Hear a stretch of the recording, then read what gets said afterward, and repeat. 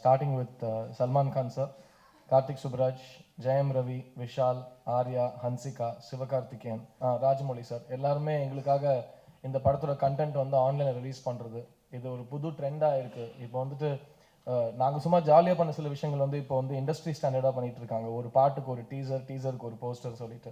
So அந்த ஒரு முன்னோட்டத்துக்கும் முன்னோட்டங்கிற ஒரு நாங்கள் தான் ஓபி அடிச்சிட்டு இருந்தோம். அது எல்லாரும் பண்ணுறாங்க. ரொம்ப நல்லா இருக்குது பார்க்குறதுக்கு. இல்லை ஆக்சுவலாக வரும்போது இந்த கதை ஃபஸ்ட்டு சொல்லும்போது இந்த படத்தில் ஹீரோயின் கேரக்டர் கிடையாது. ஒரு பொறுப்பான தயாரிப்பாளராக ஹீரோயின் வைக்கணுங்கிறதுக்காக இந்த படத்தில் ஹீரோயின் வைக்கிறது எனக்கு உடன்பாடு கிடையாது. ஏன்னா அது வந்து அப்படி வச்சா அப்புறம் அது வேறு மாதிரி எக்ஸ்ப்ளாய்ட் பண்ணணும். அது வந்து it's not part of our belief system. So இந்த கதைக்கு தேவையானவங்க எல்லாருமே இருக்காங்க. ஸோ எங்களுக்கு வேணுங்கிற ராதா ரவி சார் அவரையும் வந்து போராடி போய் கூப்பிட்டு வந்துட்டோம். அண்ட் இந்த படத்தில் வந்துட்டு ஹீரோயின் இல்லாத குறைய வந்துட்டு படம் பார்க்கும்போது சாட்டிஸ்ஃபை பண்ணுறது எங்களோட பொறுப்பு. சார் இது உங்கள் வாழ்க்கையை மாற்றுற அளவுக்குலாம் ஒன்றும் படம் கிடையாது சார்.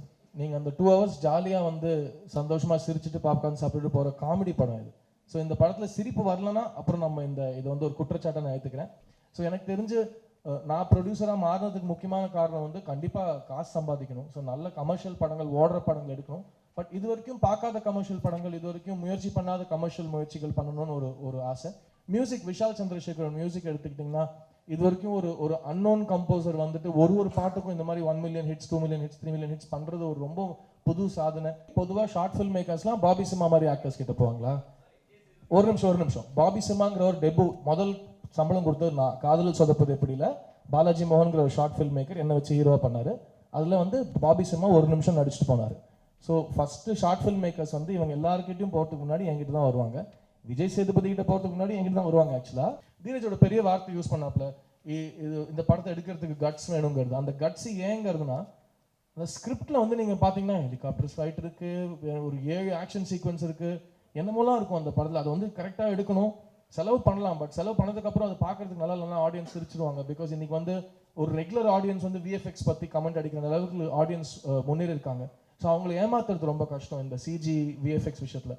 ஸோ அந்த விஷயத்தில் we had extreme control. So நாங்கள் சொந்த காசு போட்டு எடுக்கும்போது கண்டிப்பாக நாங்கள் இது வரைக்கும் எங்களுக்கு தெரிஞ்ச சினிமா, எங்களுக்கு வந்து கற்றுக் கொடுக்கப்பட்ட ப்ரொடக்ஷன் கண்ட்ரோல் அதெல்லாம் கண்டிப்பாக இந்த படத்தில் நம்ம காட்டிட்டு அதை ஒரு சிஸ்டமாக பேஸ் பண்ணணும். பிகாஸ் எனக்கு வந்து புது டீமோட ஒர்க் பண்ணுறது ரொம்ப ஆசை. பிகாஸ் நானும் வெளியிலேருந்து வந்த ஒரு பையன், நான் அசிஸ்டன்ட் டைரக்டராக இருந்து அப்புறம் ஆர்டிஸ்டான ஒரு பையன்.